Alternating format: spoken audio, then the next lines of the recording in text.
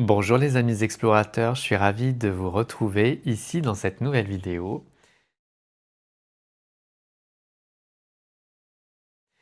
Si c'est la première fois que tu viens ici, bienvenue sur ma chaîne. Je suis Cédric Ferrante, coach Ikigai, sophrologue et thérapeute.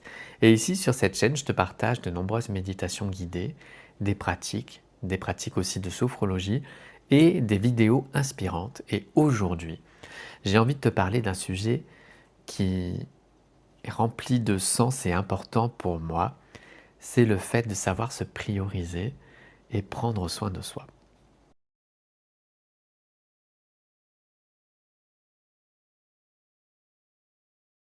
C'est souvent quelque chose qui est compris au niveau mental et qui descend pas en fait dans le corps, qui n'est pas intégré. Sans jugement bien sûr. Ce que je veux dire, ce que je peux observer dans mes séances, c'est qu'il est plus facile de prendre soin des autres plutôt que de prendre soin de soi. Je ne sais pas déjà là si ça commence à te parler. C'est-à-dire, on va plus tourner facilement le regard vers l'autre, vers l'extérieur, et c'est vraiment quelque chose de bienveillant. Et finalement, avec le temps, sans s'en rendre compte, on va être dans une forme d'oubli de soi.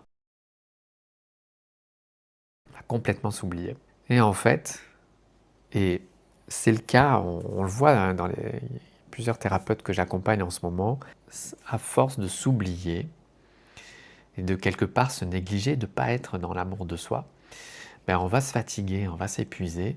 Et quand tu es thérapeute, que tu t'épuises, si tu es fatigué, tu ne peux pas prendre soin de l'autre. Tu ne peux pas prendre soin de tes patients et de tes clients. Ce que je veux dire, le fait de se prioriser, ce n'est pas quelque chose d'égoïste. Bien au contraire. C'est une preuve d'amour de soi. Qu'est-ce que ça te fait déjà de ressentir, de conscientiser ça? Est-ce que c'est quelque chose qui est facile pour toi de te dire bon je vais me mettre au premier plan, ou est-ce que c'est quelque chose de difficile? Quand je pose ces questions, il y a deux réactions. Ok, si c'est quelque chose qui est normal, parfait, on peut continuer la séance. Si c'est quelque chose qui est plus difficile, là, je vais te poser la question, mais en fait, qu'est-ce que tu te dis à l'intérieur? Qu'est-ce que tu te dis de toi? Quelles questions tu te poses? Est-ce que, par exemple, tu penses que tu es quelqu'un d'égoïste, de penser comme ça, de te prioriser?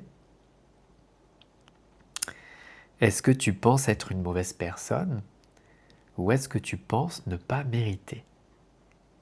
Ne pas mériter quoi? Un moment de pause, une séance de sport, un moment de lecture, un bon restaurant, un cinéma, un bon massage, une séance de méditation, une séance d'accompagnement, une formation peut-être que tu as envie de faire.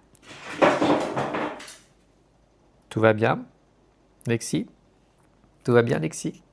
Est-ce que peut-être tu n'as pas conscience encore, c'est que quand tu prends soin de toi et que tu changes donc d'énergie, ou que tu apprends quelque chose, ou que tu fais un reset et que tu recharges les batteries, mais en fait, tu as un impact dans ton environnement chez toi ou dans ton quotidien.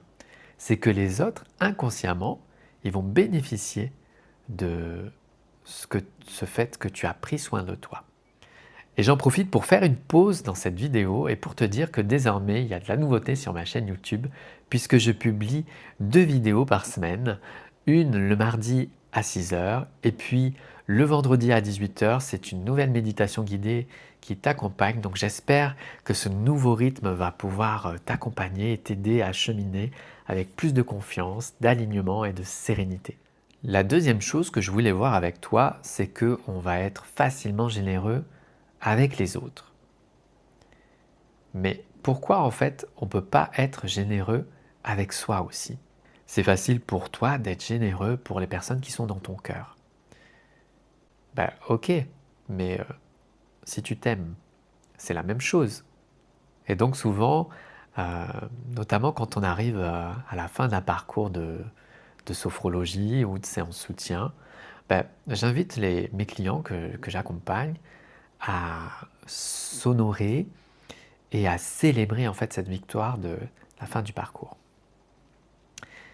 Et souvent, je leur pose la question, mais quelle action tu peux mettre en place là pour t'honorer, pour te féliciter? Qu'est-ce que tu peux faire? Et bien souvent, bah, on va me dire, ah ben, je vais m'autoriser à m'offrir quelque chose, à m'offrir un cadeau ou un moment pour moi. Et ça, en fait, ça vient envoyer un nouveau message à ton corps. Ton corps, il intègre que tu peux aussi te célébrer, que tu peux aussi t'honorer et que en fait, tu sais te donner de l'amour, tu sais te donner aussi à toi-même, tu sais te remplir, te nourrir et te sentir donc en sécurité. Et donc, ne plus être dans l'oubli de toi-même, mais dans la présence à toi-même.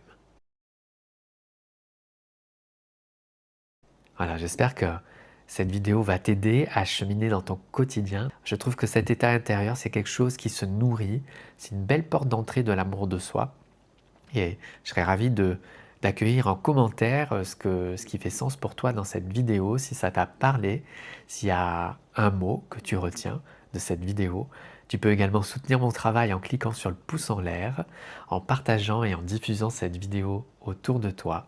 Et puis, quant à moi, je te retrouve très bientôt, sûrement avec Mademoiselle Coco, pour partager ensemble soit de nouvelles explorations intérieures, soit de nouvelles vidéos. À bientôt.